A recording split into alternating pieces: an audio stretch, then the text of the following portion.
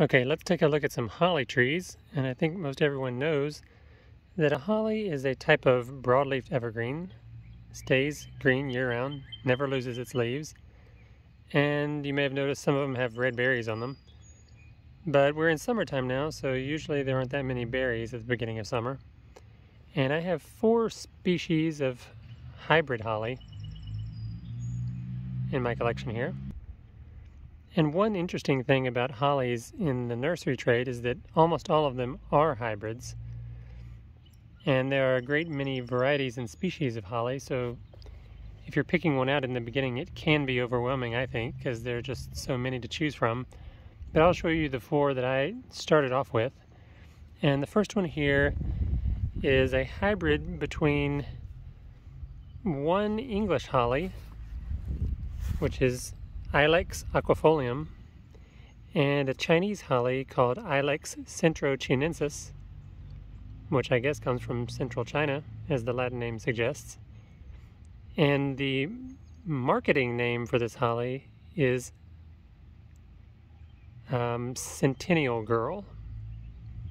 And a lot of these hollies have names like girl or boy in them to let you know whether they're male or female hollies, because only the females produce the berries. And that's something that people growing this are concerned with. Actually, I'm really growing them for the green foliage, the evergreen foliage, so I don't care that much about berries, but this is one I wanted to get. There was a hybrid of the English holly and the central China holly. And it can get pretty tall, but right now it's fairly short. And it should do well in Middle Tennessee if you want to grow a holly. You can get these at Home Depot. I've seen them selling Centennial Girl hollies there. So, yeah, there's the first one. Looks pretty good. Let's go to the next one. Okay, just like the last one we looked at, this is another hybrid holly.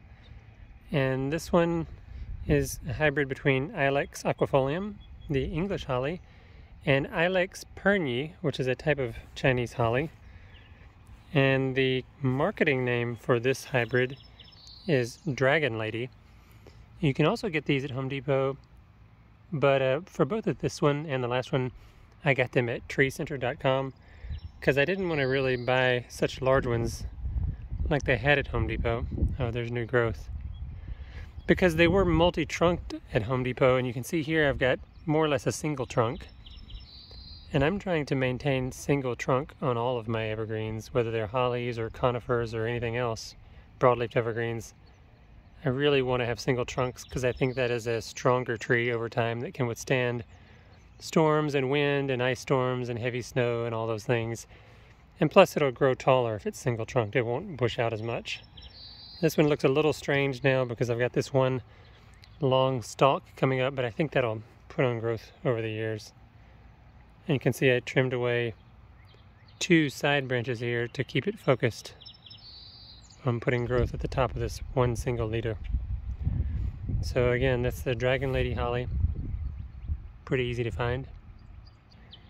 Now here's a holly that you're most likely to see around Tennessee, and that is the hybrid between the Ilex aquifolium and Ilex cornuta, which is another Chinese holly. And the marketing name is Nelly Stevens. And this one would grow the biggest of all that I've shown you so far, up to like 20 feet probably. So they can really become pretty large. And you can see I've got this one trimmed to where it has a single trunk. It originally came with multiple trunks and I got rid of those. It's a little interesting curve in the trunk there. But it's putting on good growth. I just planted it this spring and it's already put on, I don't know, 5 inches of growth. So they're obviously very tough plants.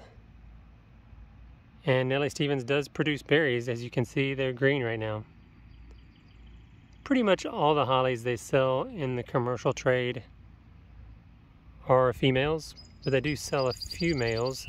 And as I understand it, there have to be some males around to pollinate the females, similar to some conifers.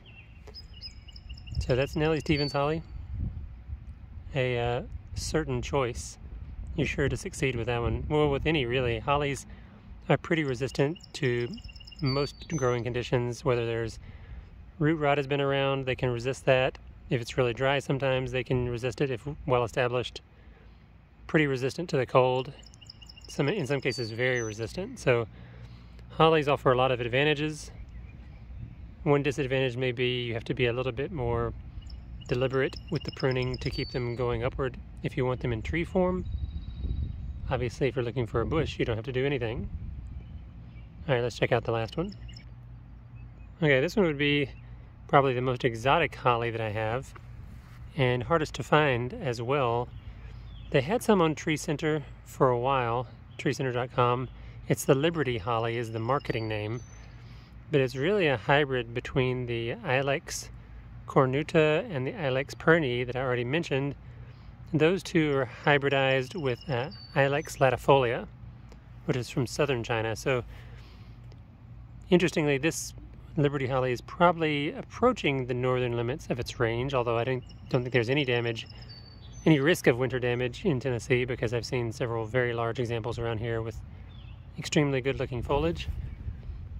And it's putting on new growth, as you can see, and I've got it trimmed to be a single trunk. There's where it was branching to be multiple trunk, and obviously I nipped that in the bud, literally and figuratively, because I want a single trunk tree growing. And this really at the top here shows you what I was talking about, because I've got 1, 2, 3, 4 possible candidates for a central leader, and ideally I'd like to have it be this one because it's closest to the center of the tree, but it's furthest behind on the leafing.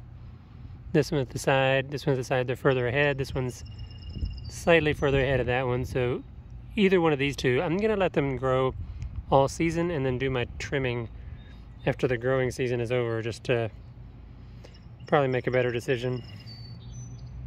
Maybe I'll wait till next spring, not sure. Haven't really settled on the ideal pruning time for hollies, or any broadleaf evergreens for that matter.